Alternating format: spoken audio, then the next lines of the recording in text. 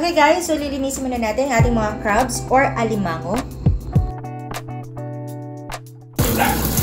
So guys, ipapabrush ko na lang to sa aking my loves kasi natatakot ako guys, baka tuklawin ako eh. Huwag lang magganyan. Ayan, binabrush na ng aking my love. Toothbrush talaga ginamit.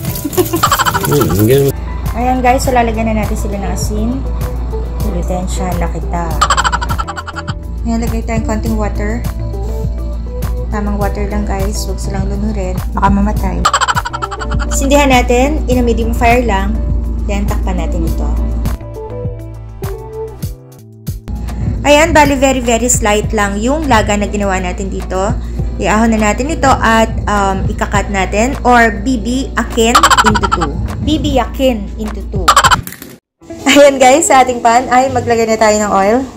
Then yung garlic. Sautay lang natin hanggang sa mag-medium brown. Lagay tayo ng butter.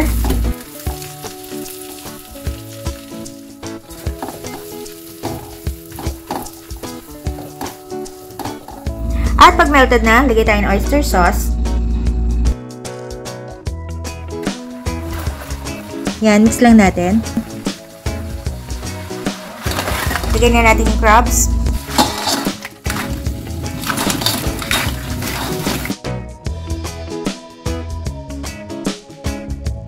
Lagay tayo ng siling haba, brown pepper, yan ang kalamansi, pampalis ng lansa, then salt, vinegar, pampa-enhance sa ating flavor at preservative na din, just a little soy sauce, and finally, lagay tayo ng konting sugar lang.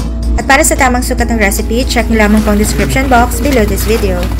Ayan guys, haluin na lang natin ito saglit, tatakpan natin at lulutuin na lamang natin ito sa loob ng 4 hanggang 5 minuto sa mahinang apoy lamang. At pagkatapos ay ready na ang ating buttered garlic crabs!